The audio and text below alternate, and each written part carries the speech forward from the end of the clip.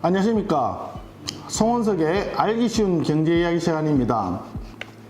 오늘은 우리 경제 성장률에 대해서 좀 알아볼까 합니다. 장기적으로 경제 성장률을 얘기할 때 전 세계적으로 대한민국만한 나라는 없다고 감히 말씀드릴 수 있습니다. 지금 자료에 의하면 1953년도에 우리 1인당 GDP가 66불이었습니다. 전쟁 끝나고 폐허가 된 상태에서 당연히 입에 풀칠하기도 어려웠던 시절이었죠. 그러던 우리 경제가 2016년도 기준으로 1인당 GDP가 27,500불 정도 되었습니다. 무려 417배가 경제가 커졌습니다. 같은 기준으로 1953년 당시 필리핀은 1인당 GDP가 254불, 아르헨티나는 1140불, 미국은 2440불입니다.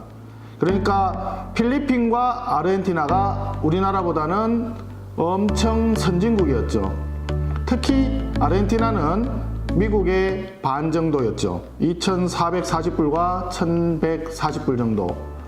그런데 앞서 말씀드린 대로 2016년 현재 필리핀은 겨우 3,000불 미만, 아르헨티나는 12,400불. 필리핀은 1인당 GDP가 우리가 417배 성장하는 동안에 12배 성장했고 어르헨티나는 11배밖에 성장을 못했습니다. 미국은 57,500불로 24배 정도 증가했습니다.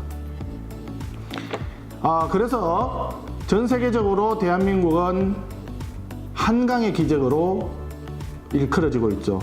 그 한강의 기적을 일구기 위해서 우리 윗세대들은 정말 피땀을 흘렸습니다. 최근에 발표된 지난 1사분기의 우리 성장률은 0.3% 후퇴했습니다. 역성장을 했습니다. 지난 2018년도에 2.7% 경제 성장률을 함으로써 미국에 이어서 OECD 국가 중에 두 번째를 차지했다라고 하는 청와대의 자화자찬이 있었죠. 잘 아시다시피 그 2위는 5천만 명 이상 인구와 1인당 GDP 3만 불 이상 되는 소위 3050 클럽 중에서 미국 다음에 두 번째라는 것이었습니다. 당연하죠. 우리는 이제 처음으로 1인당 GDP 3만 불이 된 나라이기 때문에 성장률이 상대적으로 높을 수밖에 없고, 영국이라든지 일본, 독일 등등 이미 20-30년 전에 3050 클럽에 가입했던 나라들은 저성장 추세가 이미 고착된 상태이기 때문에 성장률이 낮을 수밖에 없는 것이죠.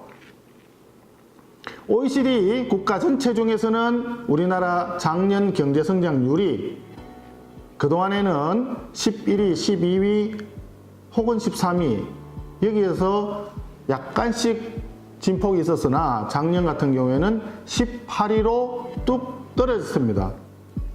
전체적으로는 그만큼 경제 성장률이 안 좋게 나타났다, 이렇게 볼 수 있는 것이고, 또 전 세계 경제 성장률이 그렇게 후퇴되지 않고 그렇게 경기가 나쁘지 않은 상태였는데도 불구하고 우리나라 경제 성장률은 상대적으로 낮게 나온 것이죠.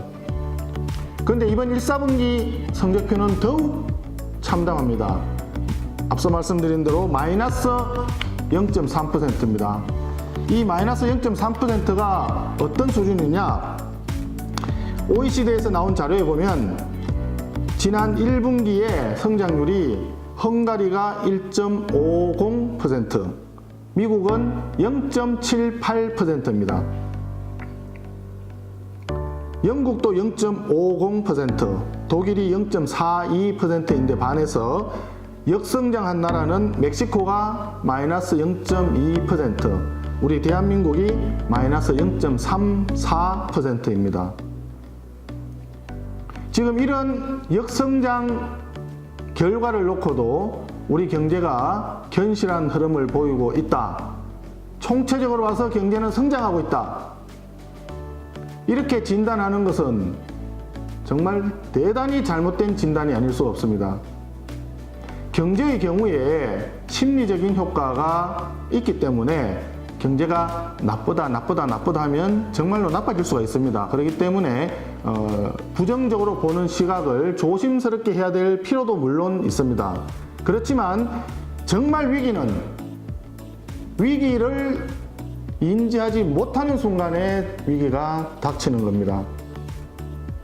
이 비상한 상황을 비상하게 이해를 하고 거기에 대해서 철저하게 대비를 할 때, 그때 우리가 위기를 막을 수가 있는 겁니다.